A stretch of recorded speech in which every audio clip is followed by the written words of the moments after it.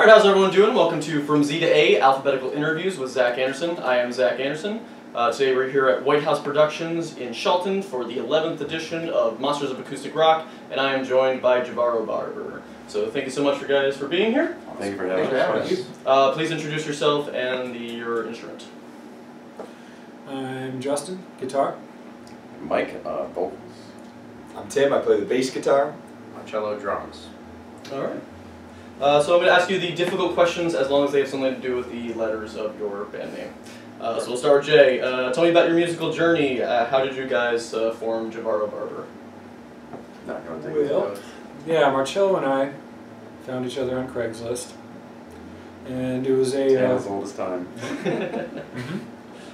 and it was very much a diamond in the rough scenario. I think we were very naively thought, wow, this is cool. We can find all kinds of friends on Craigslist. This is like a treasure chest of opportunities.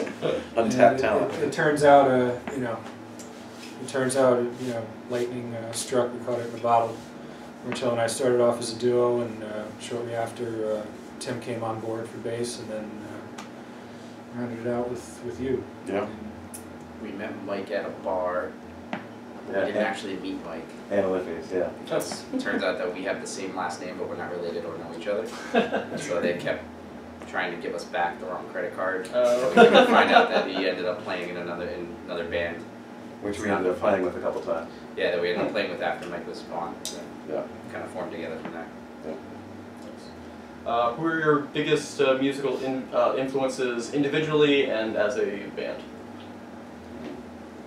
What I think is cool about this band is everybody's so all over the map with all their stuff. I'm very influenced by like the late 90s sort of pop punk style stuff, a lot of Rage Against the Machine. That's not a good example of that style of music at all. but it did exist during that time. I grew up on Green Day and Blink-182 and things like that, and then progressed down to Rage and all the bands like that. And these guys are so far removed from that. Your wheelhouse is like 83 to 99. Right. Right. Yeah.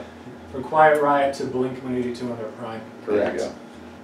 Spot on. But everybody else? Yeah, I don't know. I'm mostly influenced by blues and hip hop and rap. I mean, I grew up on classic rock with my father, the Beatles and stuff like that.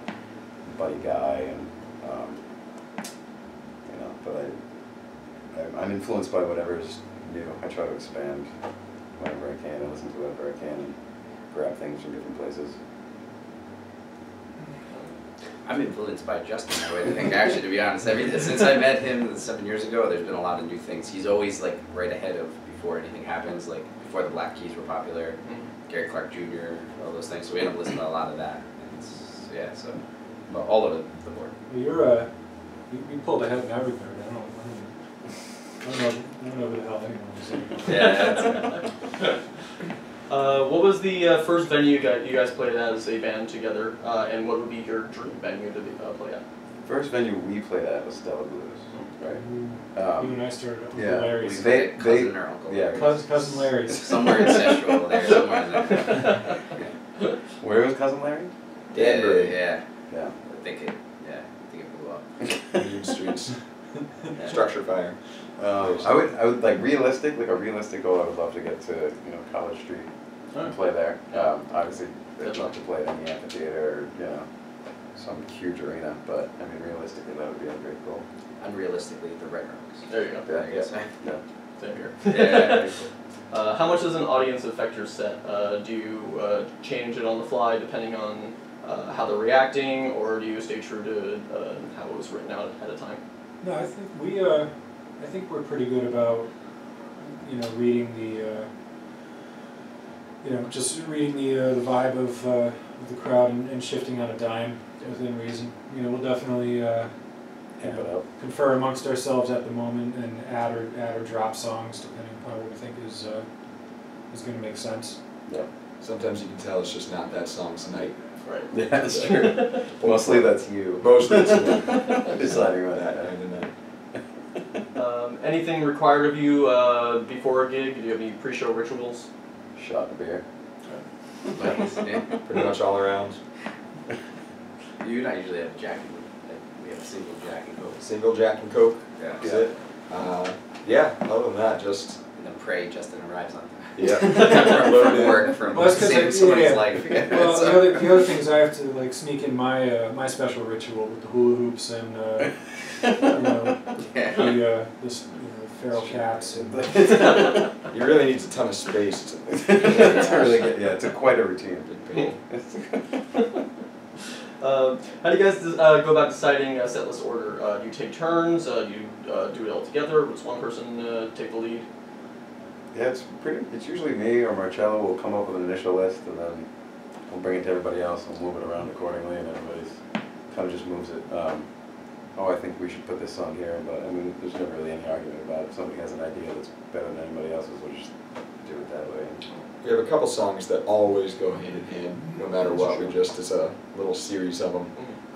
So we kind of, instead of just individual song arrangement, it's more this little pocket of songs going first, last, and but we try to mix up a lot of different things, not start with the same thing every time. Judging by the audience that we expect to have, we kind of cater it that way too. So sometimes we start a little slower, sometimes we need, we usually refer to it as like a punch in the face style set, where we just go in hard and kind of keep it going from there. Is that how we refer to it?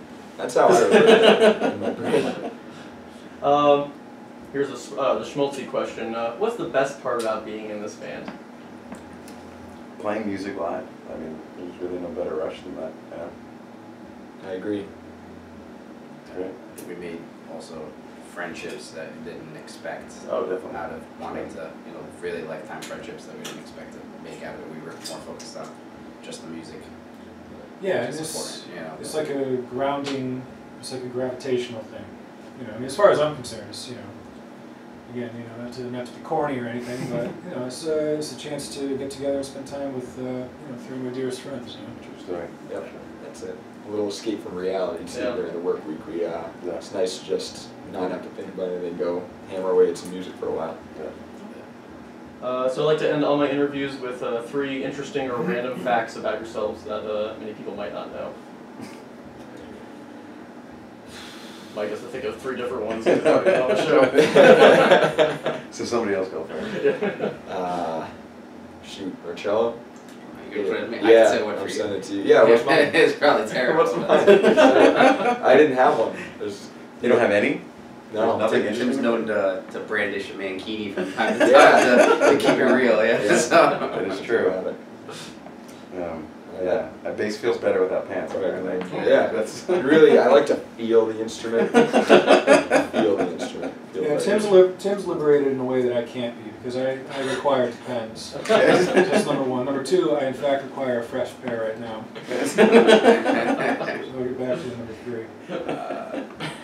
Yeah, I think I give away already that Mike and I don't know each other or how we are connected, but we have a very rare last name. Yeah, it's a very tiny last name. And he is somehow 100% Irish, and my entire family's from Italy, even though we have an Italian last name. So. True. Yeah. All Yeah, right. that's pretty interesting. Yeah. All right. Well, thank you guys so much for being on the show. Thanks for having us. If you'd like to check out Jivaro Barber, please visit the link below. And now we're going to cut to a performance from Jivaro Barber. So thanks again, and we'll see you next time.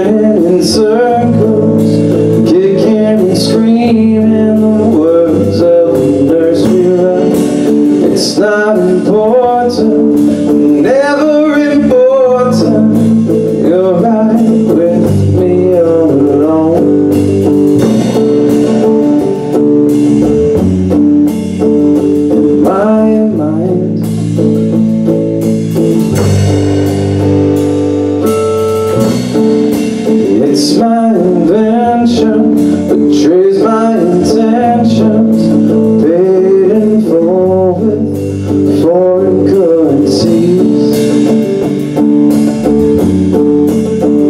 It's my debt.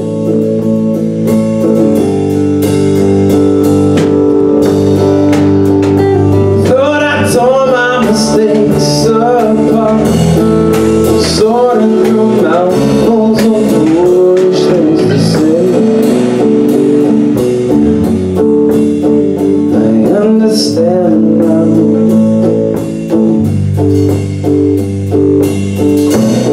The worst part is over. We've all learned our lessons, and this time it won't be so hard.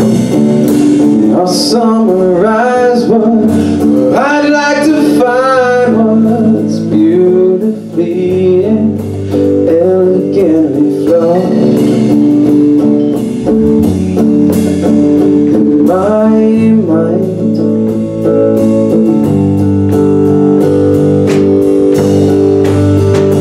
Thought I tore my mistakes apart, sorting through mouthfuls of foolish things to say. I understand now.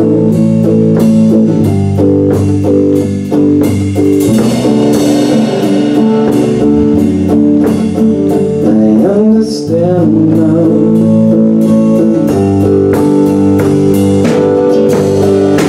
Disregard consequences, disregard consequences, free to whip them around and around. Disregard consequences, disregard consequences, free to whip them around and around. Disregard the consequences, free to whip them around and around. Disregard consequences, disregard consequences, free to wave them round and round. I understand now.